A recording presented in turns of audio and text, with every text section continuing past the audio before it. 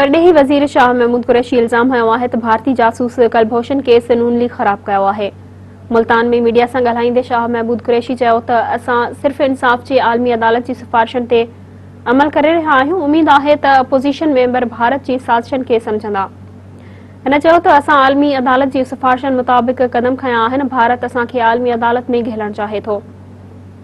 हिन चयो त एहतिसाब जे अमल मां जेको बि गुज़री रहियो आहे उनखे सफ़ाई जो मौक़ो मिलणु घुरिजे। असां शफ़ाफ़ एहतिसाब चाहियूं था, इंतकाम जी सियासत जा क़ाइल नाहियूं। हिन चयो त सऊदी हुकूमत हज पांधीअड़नि जो तादाद 60,000 ताईं महदूद कयो आहे। सऊदी हुकूमत कोरोना वबा खे साम्हूं रखी हज बाबति फ़ैसिलो कयो आहे। हिन चयो त एहसन इक़बाल बजट जो मुतालियो करे पोइ बयान ॾे, बिला वजह तनक़ीद न करणु घुरिजे। हिकु सवाल जे जवाब में हिन चयो त असां पहिरियां बि चयो हुयो, हाणे बि चऊं था, को बि हवाई अॾो ॾियण जो इरादो नाहे।